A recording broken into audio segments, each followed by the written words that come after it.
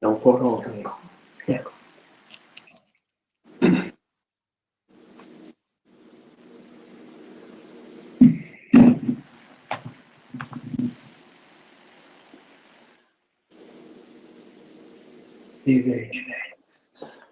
All right, through you, Chair Mennel, we are set to proceed. The meeting is live. Okay, Am I thanks, back? Josh. All right, good evening, everyone. We'll call this meeting to order. The first order of business is the confirmation of the agenda. Any issues with the agenda? If not, I'm looking for a mover and seconder to confirm the agenda. I'll move. Serna and Tom, did you second it? I'll second it, Dave. All right.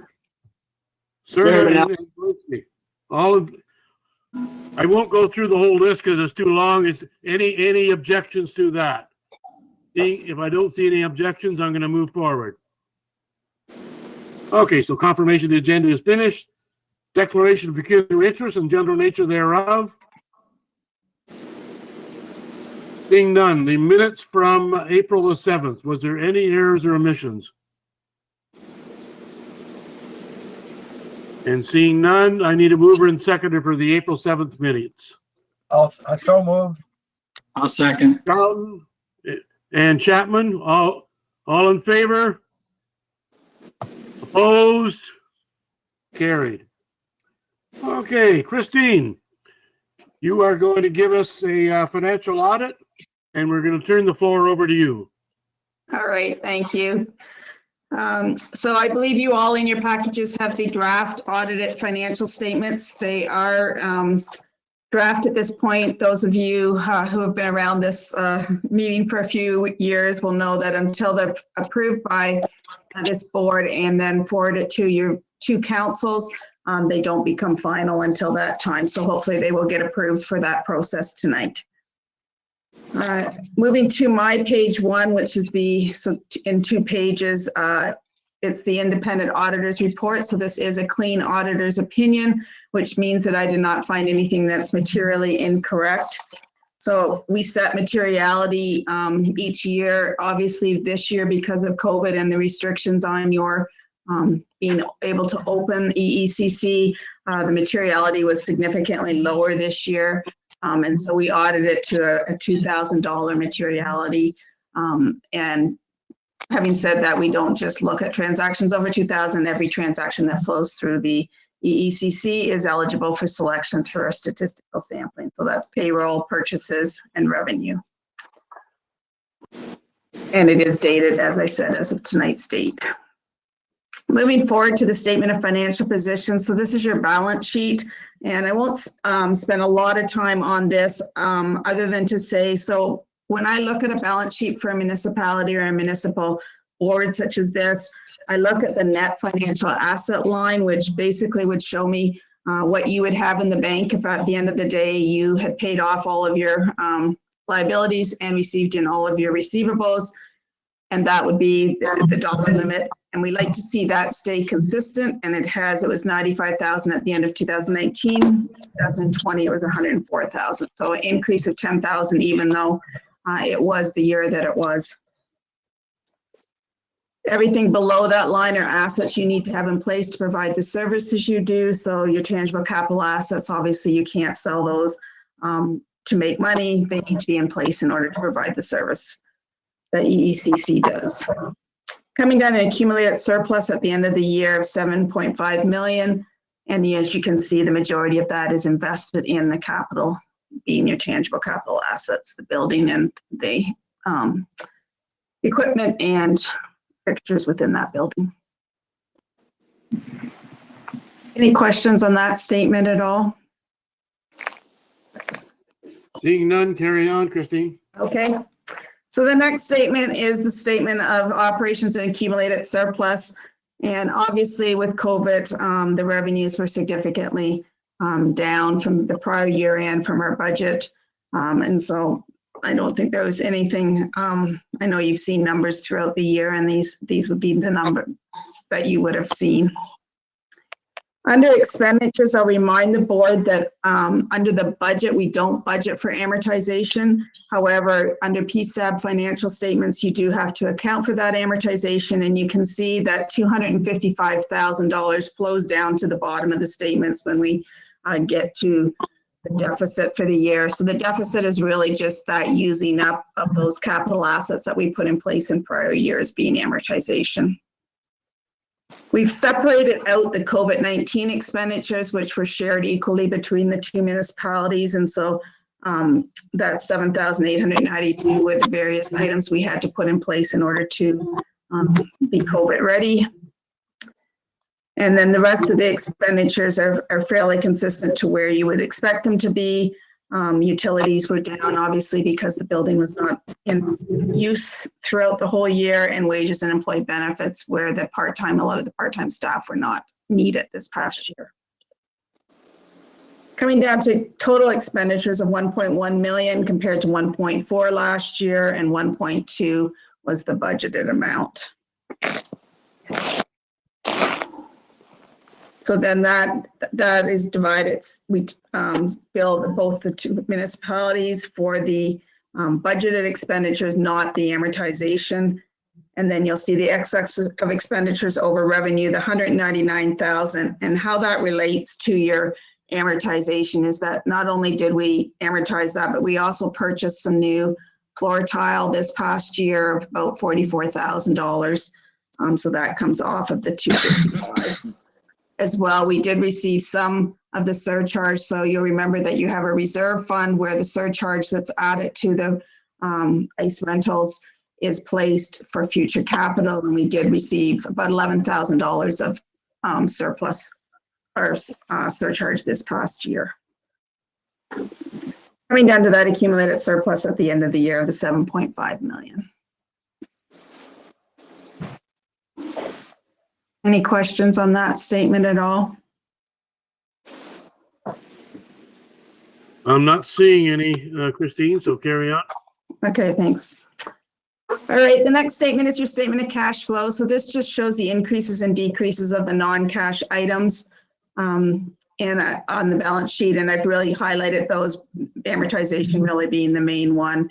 And you can see at the end of the year, your cash balance is consistent with the prior year. And that cash balance is not, that's the money from those surcharges that we put into the reserve fund. So it's a separate bank account. That's the rest of the operations are flowed through the town of Elmer's bank account, such as payroll and those kinds of things.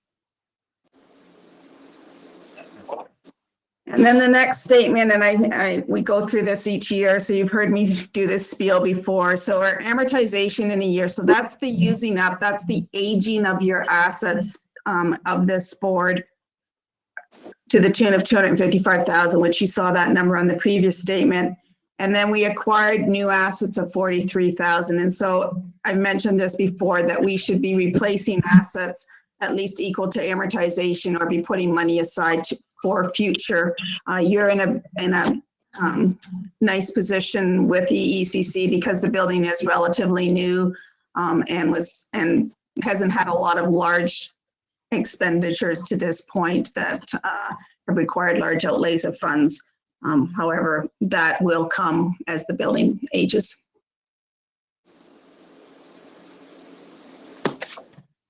And then we get to the notes to the financial statements. I won't spend a lot of time on these. These are the similar notes that have been here each year. I will comment on note number 3, which is a breakdown of your accumulated surplus. So you'll see there those reserve funds that I mentioned, the capital replacement reserve fund, which is where those surcharges go in. There's also a small reserve fund that flows back to the beginning of when this building was done for the flats development. There's just a little bit over $1,200 there. And then the rest of your surplus is in that tangible capital assets, as I mentioned.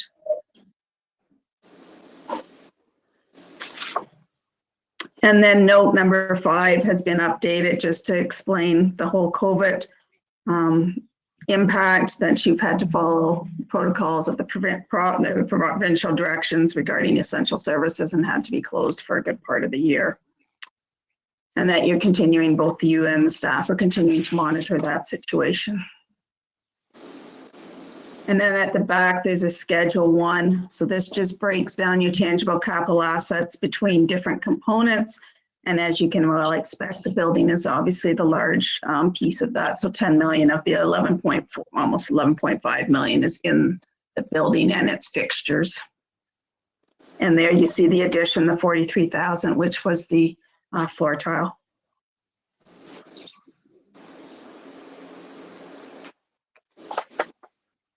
And those are your draft financial statements. I'm happy to answer any questions or hopefully respond to any comments. Thank you, Christine. Peter, you had a question? Thank you, Chair. To Christine, how did we fare this very difficult year in comparison to other community arenas? It's pretty consistent with what I'm seeing. I was actually at St. Thomas today doing their audit, and very consistent with what I'm seeing there too. Unfortunately, the building is still open, or not open, but still has to be heated and at a reduced rate for sure, but it still needs to be heated. There was still employees, and a lot of municipalities have taken this time. I know there's been a lot of repairs and maintenance that's kind of slid in the previous years that has been done, that staff have taken on as projects over this last year. So from a fiscal perspective, we did what we could have done or should have done? You did the best you could given the situation. And again, nobody was prepared for this in any way, shape, or form. So you don't respond immediately to the challenges that we faced for sure. But you certainly opened as you could. Okay, thank you. Any other questions for Christine on the audit?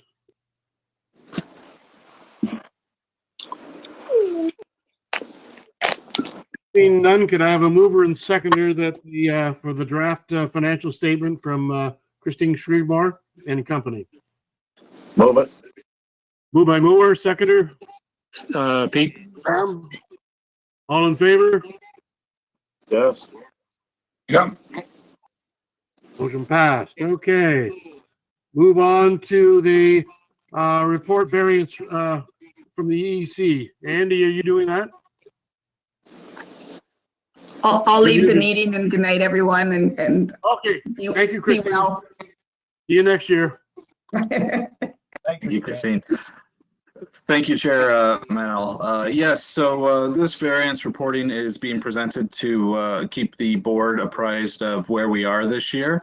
The one thing I wanted to note about it is that there's an error on the attachment. The actual date that it was run was May 27th. So this is our expenditures up to May 27th of this year, to give you a better idea. And then again, we hope to bring forward another one at a meeting in August or September. I'm hoping that meeting can be in person, so we don't have to meet everybody electronically again. So whenever we can hold our first meeting again in person, we'll bring forward another variance report to try to assist. And I'll likely lean heavily on Tom and Heather and even Rob to answer any of your questions on the variance reporting.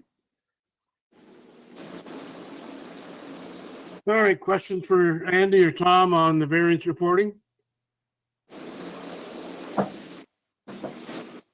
Seeing none, can I have a mover and seconder for the report, please? I'll move it. Carlton, all in favor? Hands up. Yes. Opposed? Carried. Okay, Andy, you're up again for the summer ice. Yes, thank you, Chair Manel. So this report is, because of the timing of the announcements around reopening, staff decided it was best for Elmer's EOC to not make this decision and instead bring it to the board for a decision. What we're recommending based on the information is to remove the ice. However, that being said, there have been a lot of shifts in the provincial directions during the pandemic. So we don't know if the province might change their mind in 2 weeks and we could have people on the ice. So that's why we're bringing it forward, because there is a potential discussion around whether or not we leave it in or remove the ice at this time.